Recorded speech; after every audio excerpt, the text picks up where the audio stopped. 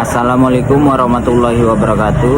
Perkenalkan, nama saya Muhammad Farel Leandri Siregar dengan NPM 16011110078 dari angkatan 2021. Pada pertemuan kali ini saya akan membahas tentang embriologi, yang dimana embriologi merupakan bagian dari kajian biologi perkembangan atau development of biology.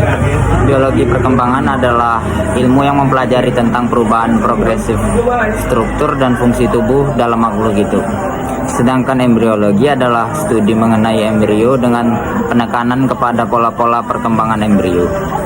Beberapa ruang lingkup biologi perkembangan terbagi menjadi 7, yaitu ada yang pertama embriologi, yaitu mempelajari mengenai pembentukan embrio. Yang kedua ada proses stadium pasca lahir, dan yang ketiga ada perkembangan tingkat sel, baik perkembangan normal ataupun abnormal atau neoplastik seperti tumor dan kanker. Yang keempat ada pertumbuhan, yaitu pertambahan massa sel. Yang kelima ada regenerasi. Yang keenam ada perbaikan sel, misalnya pada waktu luka. Dan yang ketujuh ada genetika perkembangan. Tahapan-tahapan perkembangan manusia terbagi menjadi 5 tahap, yaitu yang pertama ada tahap gametogenesis, yaitu terjadinya pembentukan gamet laki-laki dan perempuan atau konversi germ sel, sperma dan sel telur. Yang kedua ada tahap perkembangan minggu yang pertama, yang dimana terjadinya proses evolusi sampai implantasi.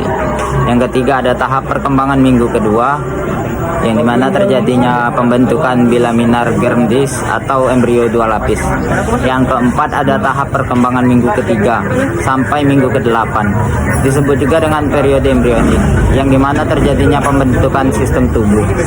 Yang kelima ada tahap perkembangan bulan ketiga sampai kelahiran, adalah masa fetus dan berperannya plasenta dalam perkembangan manusia.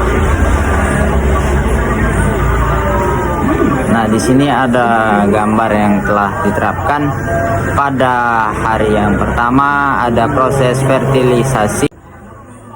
Nah, pada gambar yang saya tunjukkan ini adalah proses-proses perkembangan pada embriologi. Salah satu proses dasar dalam pembentukan organ adalah induksi. Organ akan terbentuk dengan adanya interaksi antara sel dengan sel yang lain. Adanya interaksi sekelompok sel atau jaringan yang membentuk sel atau jaringan yang lain disebut dengan induksi.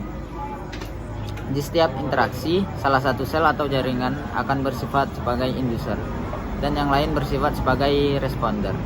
Misalnya interaksi sel epitel dengan sel mesenchyme. Sel signaling adalah inti dari proses induksi. Jalur transinduksi sinyal memiliki molekul sinyal yang disebut dengan ligan atau reseptor. Reseptor selalu bekerja pada membran sel dan diaktifkan oleh adanya pengikatan ligan spesifik. Aktivasi reseptor tersebut selalu melibatkan fosforilisasi protein lain yang disebut dengan kinase. Aktivitas jenis ini akan bekerja dengan faktor pada proses transkripsi untuk menginisiasi ekspresi gen. Sekian dari saya, Muhammad Farel Leandri Siregar dengan NPM 0078.